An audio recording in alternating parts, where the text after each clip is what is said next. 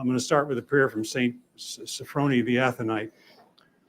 Come and abide in us, thou all good King and Lord, and dwell in us unceasingly and inseparably, both in this life and at our departure, that we too may dwell with thee and reign with thee, God, who art being above all other. Amen. That's from his book, The Mystery of Christian Life.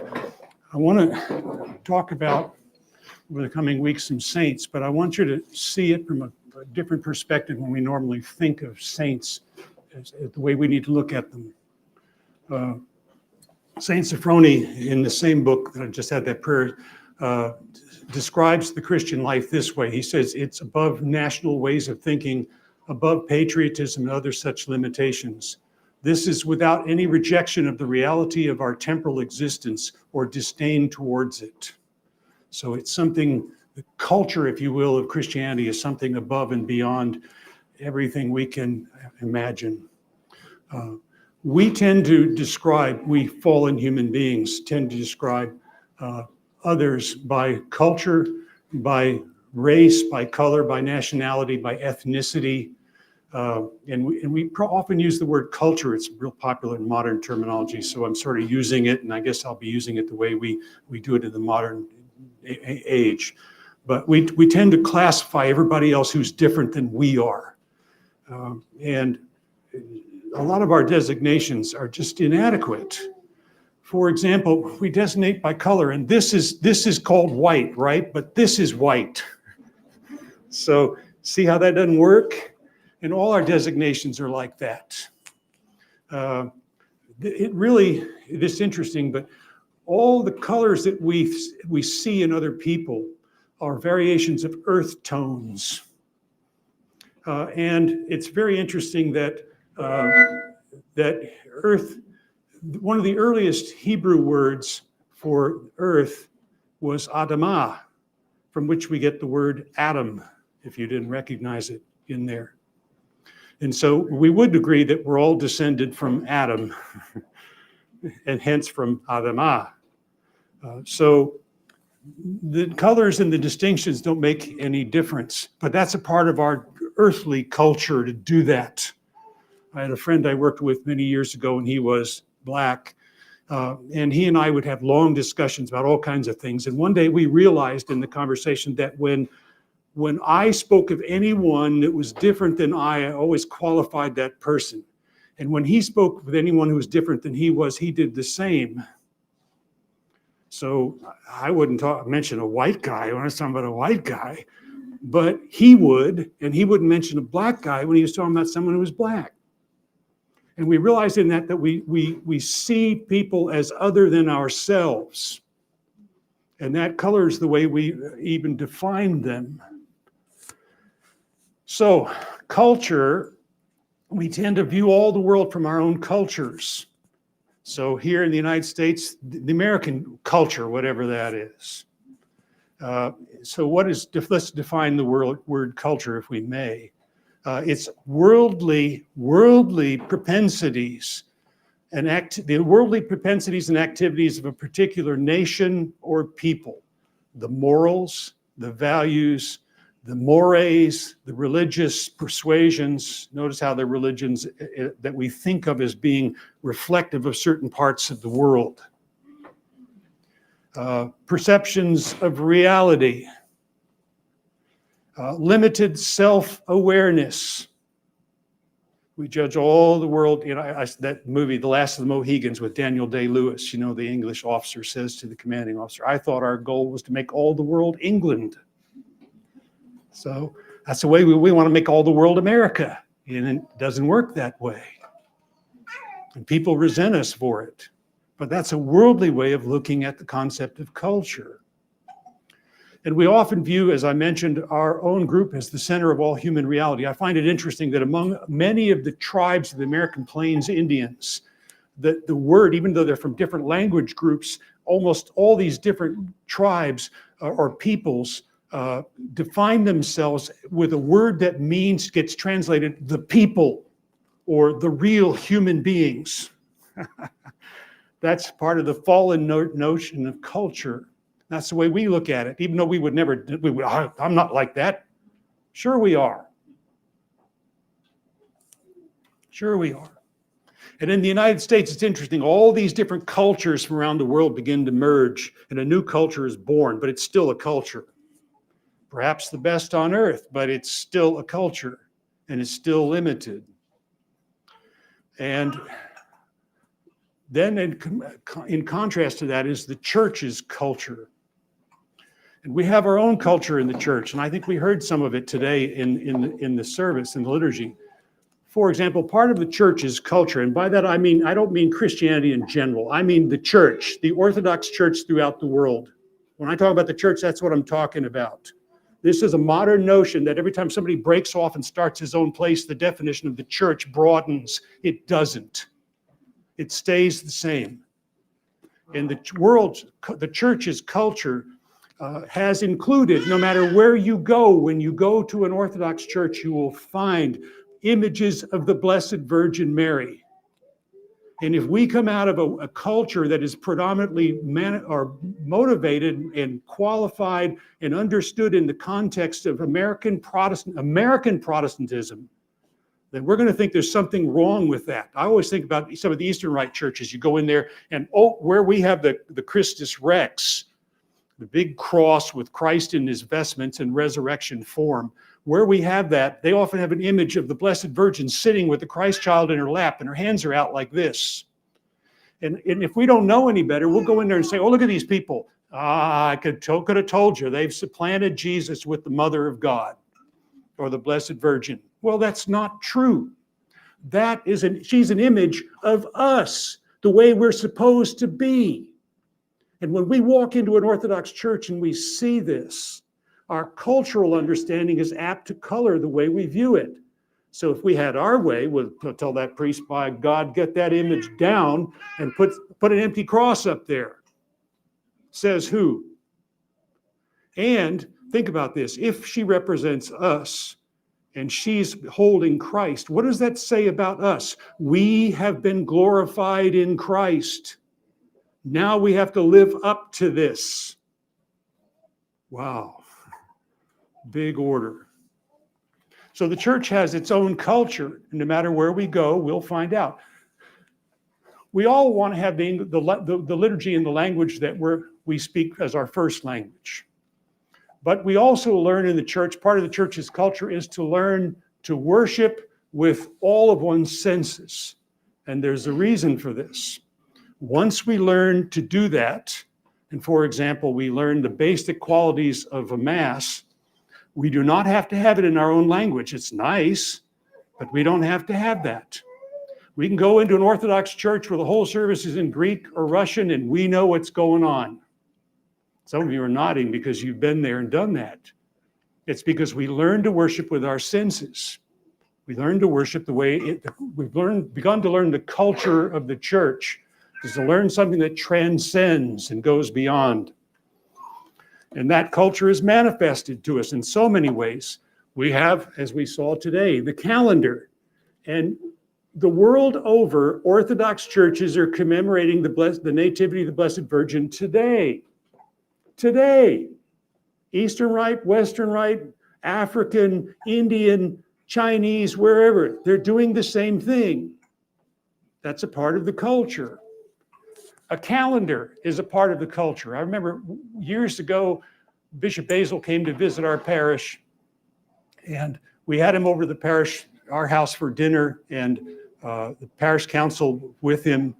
And afterwards, we had all this discussion going on. And afterwards, someone in the parish council, the president of the parish council, said, you know, I've noticed something about Bishop Basil. He relates everything to the calendar. And I thought, that is very interesting. I hadn't thought about that. I mean, if you mentioned a date, he could tell you what saints were commemorated on that day. And he saw it that way. And what I realize now, after all these years, and that was good, almost 30 years ago, that the calendar really, it comes out in us as we grow in this culture of the church. We begin to think along the terms of the calendar. We begin to live according to the principles of the calendar. Now, this is not a class on the calendar, but we're going somewhere with this. There are three aspects of calendar. You need to understand this in the culture of understanding the culture of the church. The one is the universal calendar, the one that we all celebrate together. We all have them. The major feasts, major fasts. When we're in Lent, we're all in Lent. Then there are regional calendars, usually based upon the Latin tradition or the Greek tradition, and they're more generalized. So if you pick up, sometimes the bookstore will have Eastern Rite calendars. They're based upon the Byzantine tradition, and they may have saints in there in schedules of events that you don't recognize because we're a Western Rite parish, and vice versa. So we have the regional version of it, and then we have the local versions. The local versions are like the Vicariate, the United States, any country on the continent of Africa, for example. So we have the local versions, and they all have their own saints. There are saints in the Irish calendar that we've never heard of. Even the English haven't heard of them. I love it. That's great. We don't want them to hear about that. Anyway, that's cultural, okay? That's worldly cultural I'm talking about. Okay, so in any case, I remember when I was first looking at coming into Orthodoxy, I had a meeting with an Orthodox bishop who was an immigrant from Lebanon. And in our discussions, I mentioned a Celtic saint, and he said, I don't know who that is. And I was surprised because I thought I was very ethnocentric. Everybody knows about the Celtic saints, of course. I didn't know anything about the calendar of Orthodoxy this way. Well, as it turns out, a few years later, another bishop wrote a book on the saints of the Middle East. And he had printed copies and had them sent to all the clergy in the archdiocese. So I get this book and I think, oh, this is great. And I opened it up. I didn't recognize any of them. I didn't know who they were. I said, what? It could be anybody. All these saints, and I'd never even heard of them. And this is true wherever we go in the world. So if you go to South Africa, for example, that's about as far as away we can get, or Beijing, we'll have saints that are celebrated and commemorated we've never even heard of. And yet they're all ours. So we have the local calendar. We have the music of the church, the chanting, which is usually based upon Gregorian, Latin, or Byzantine chanting. And everything is a variation on those. And really, those two forms of chant in the church stem from Jewish chant, which stems from the Middle East, the ancient Middle East, so it goes way, way back, with religious connotations, deep connotations. There's a message in the music. And that's a part that we learn. So we don't have to go and recreate every generation new music for the church. We can, I guess, but we don't have to. We need to learn what's there because it's a part of the tradition. I remember when I was ordained the diaconate in Cleveland, and I was sent up there. At the time, that's how they used to do it 30 years ago in this archdiocese. Now the bishops come to our parishes and do that, but we had to go off somewhere. So I was ordained to the diaconate in Cleveland and the priesthood in Los Angeles, to give you an idea. And I'm a Texas boy, so I don't want to go out them places. So in any case, that's cultural too, by the way. So in any case, I got in this parish, which was a parish of Arabic immigrants. So they did the whole service in Arabic. And I went to, the ordination was on Sunday morning, so I went to Saturday Vespers. And they were chanting the whole thing in Arabic. And it was an Arabic version of Byzantine chant. That much I recognized. But what got me was that and the fact that they were loving what they did. The chanters were joyous. And they were smiling and they were singing in competition with one another, not in a sinful competition, but trying to bless the Lord, outdo one another in blessing God. And I thought, this is where I belong. And I thought, where did I come from? An American church which did everything in English and which I was familiar since I'd grown up with it. And this was all strange to me in a sense. And yet it wasn't strange at all. I'd walked into the culture of the church. Well, then there are things like ordained clergy. You know, that we're not clergy unless we're ordained into the apostolic succession by bishops who themselves were ordained into the apostolic succession. So I don't get to start a church just because I feel like it. Or I think I know better than this guy, and therefore I get to decide what's right and what's wrong. It doesn't work that way. And the definition of church does not expand every time one of us does that. This is the culture of the church. And so we are entering into a greater culture. And the saints of the church understood this, no matter where they were. They grasped this in some way. So when we look at the lives of the saints, we are looking at people who tell us what the culture of the church is and try to assist us in allowing ourselves to be drawn into it. Saint Sophrony, in his book, We Shall See Him As He Is, says, the mind of the Christian is totally directed toward the sphere of divine eternity. And I just finished reading, I like to read secular books too, in case you're thinking I'm all focused in one way, but I reread a book that was in my library called The Splendor That Was Egypt, and it was a 1963 publication of Egyptian findings by archaeologists. And the author was criticizing some of the archaeologists and their ethnocentric perspectives. And she described it as them as having a genius for misunderstanding anything outside the narrow limits of their own small countries. And I thought that's the secular culture. And the culture into which we are coming extends beyond all of that. Saint Sophrony in that same book says it's impossible not to respect such a culture, but we must forget that it's meant for those whose feet are firmly rooted in the earth's crust.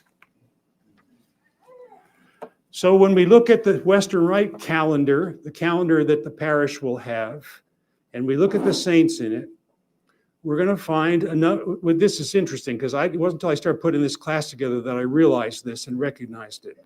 We'll realize that a number of saints in this calendar are from various parts of the world.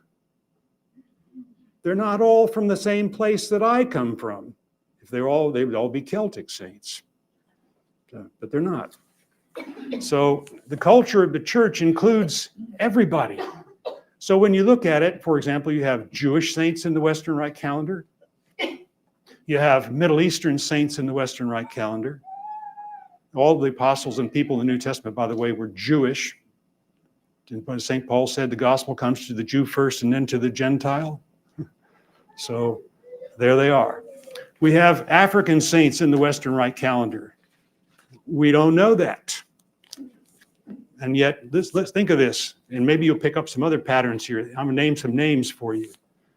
These are African saints in our calendar. St. Paul the First Hermit, St. Anthony the Great, St. John the Almoner, St. Mary of Egypt, St. Athanasius the Great, St. Monica, mother of St. Augustine, St. Pachomius, the founder of Cenobitic monasticism, St. Paphnutius of Egypt, one of my favorites, St. Cyprian of Carthage, many of you may have read of St. Cyprian, Saints Maurice and Companions, the Theban Legion, Saint Cyril of Alexandria, Saints Perpetua and Felicity,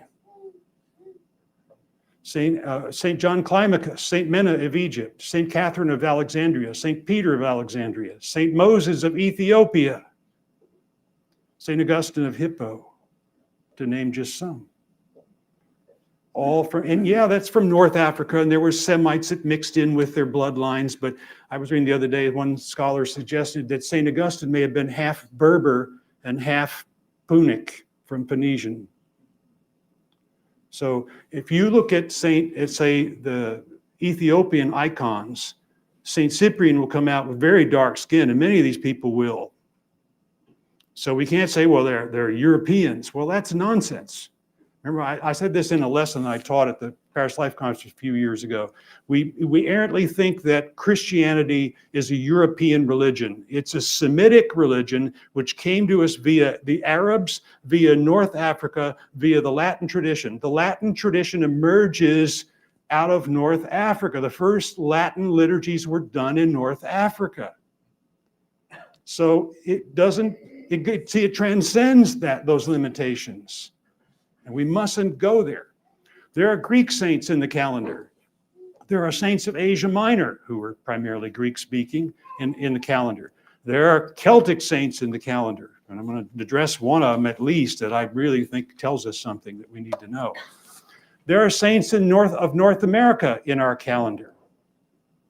And what I like about the ones in North America is they really fit the whole scenario of what North American culture is, because every one of them is an immigrant, with one exception.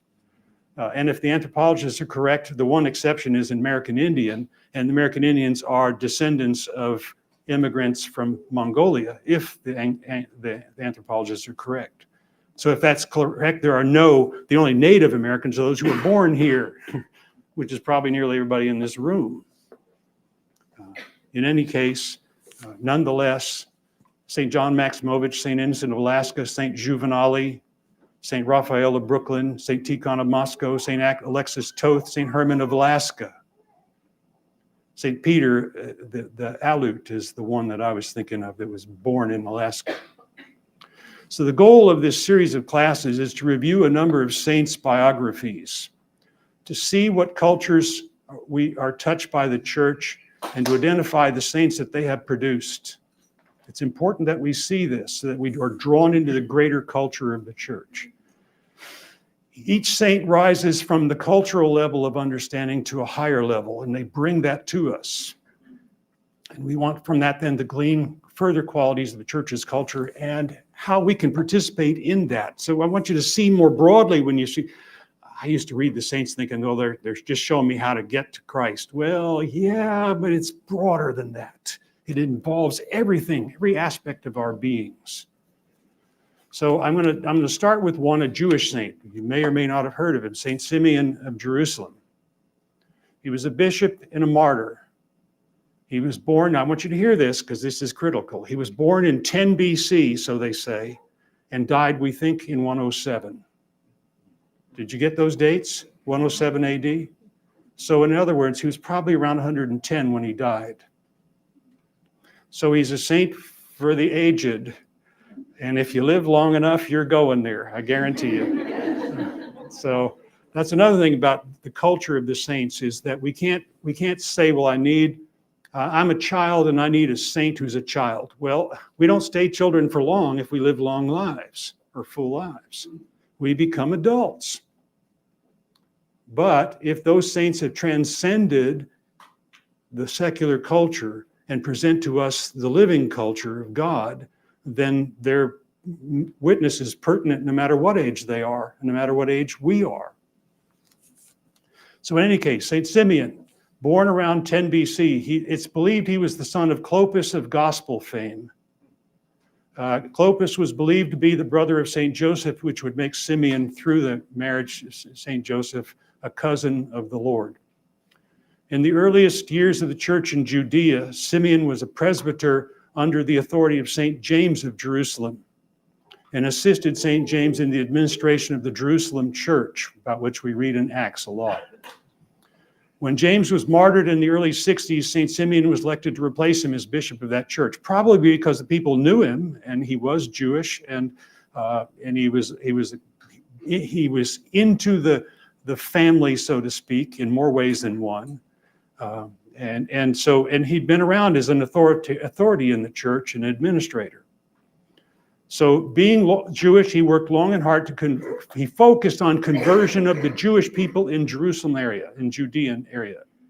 In fact, he and the Jerusalem church did convert many, and many of the people who were converts out of that area in that time frame, in the latter part of the first century, were brought into the church by virtue of his ministrations. He was a pastor of that church for over 40 years. Can you believe that? When he died, how hard it must have been to replace him or to get used to the fact that he wasn't around anymore. I remember as an Anglican, we used to have an old saying that and I think I've said this before, that the Protestants have the inerrancy of the Bible, the Romans have the infallibility of the Pope, and the Anglicans have the authority of the former rector. So we used to joke about it, but that actually is a joke that goes farther. It's like that in all kinds of parishes. They're like that. The former rector, they may have hated him. The parish may have hated him, but the minute he's gone, he's God incarnate. And so then his father so-and-so never did it that way. Well, that has nothing to do with any of that. In any case, In 107, during Trajan's allowance of persecution, I put in my notes during the Trajan persecution, but there wasn't any formal persecution in Trajan. He just allowed certain things to happen. Simeon was denounced before the Roman magistrates. He was accused of being guilty of being a Christian, and that was that he was holding the view that this Christianity was the only way to unity with God. That's a part of the culture of the church. Jesus said it. I am the way, the truth, and life. No one comes to the Father but by me. We just have to get that through our heads. We don't like that in American culture because that goes contrary to American culture. But it also goes contrary to say it's wrong, goes contrary to the culture of the church and the culture of the faith. So in any case, he was around 110 to 120 at the time he was arrested. They tortured him because they figured a guy of his stamina would break easily at his age. It was said that he was so thin, some sources say that you could, when he held his hands up in the orange position at Mass, if he had the light the right way, you could see through his hands. That means there's no muscle tissue in there at all. It's just sinew and bones and skin. So his stamina, he lived up to what the Romans tried to apply. And finally, they crucified him when they got frustrated. The Romans got frustrated with Christians who were defiant very quickly. And so they wound up killing them off as quickly as they could if they decided to do that. So his last words were a prayer of thanksgiving that he was able to die for his Lord. He gave up his life on the 27th of April, sometime between the years of 107 and 110. Now, what I said is he's a saint for the elderly, but for everybody. And for the elderly, this is important because it sends a message that applies to all of us, and we have to remember this now. Being faithful means we go to the end of our lives. We don't retire from Christianity. I remember when I retired from active ministry, I had to write a letter to the Metropolitan requesting his blessing. And he gave it, but then he promptly reminded me, you as a priest will never really retire. Don't forget that you are always a priest until you can't get up to that altar again. That's more or less what he said. He told me to put you to work.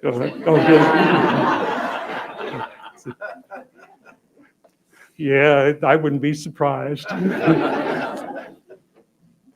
So we don't retire from the Christian life. We never will. Our circumstances may change, but we don't retire. We think of it in terms of we will retire. So once I used to have a really regimented prayer discipline based upon my showing up in the parish building. And when I retired, that was gone and we moved away. So I didn't have that anymore. And what I found was one of the first things that seemed to go by the wayside was my prayer time. So I had to reorganize because I had to keep praying. That was important. That's important for all of us. It's a part of our culture. So I had to adapt my life to that one in order to make it work. And then when we came over here, I had to do that again. That's okay. That's a reality. That's a part of my ministry. And we learn to adapt. That learning to adapt is a part of the culture. Also, I tell people when they have families, remember, if we're married and have families where there's an order, God first, spouse second, children third, job fourth. Must always be that order. That's God's order. That's the culture of the church. And someone will say, well, I don't know how I'm going to do that. I don't have time to divide all four ways. Well, God's order says make time. And we say, well, I'll give 95% to my job, or I'll give 95% to God, and I'll give 4% to my wife, and 1% to my children and my job. Well, no, 100% to all. That's a part of the culture. Do it, and God makes the time work. Try something else, failure is apt to happen. We can learn this kind of thing from Saint Simeon, who stayed with it and showed us that. And all the saints are like this. Now, the next time, I think I'll look at St. Cyril of Jerusalem, some of the Middle Eastern saints, St. Jerome of Bethlehem, and one of my favorites, because he liked to run from God, I think, St. Hilarion. It's one of my favorites. I want to run from God, okay? So it's all I can do to hang on around here and do this job.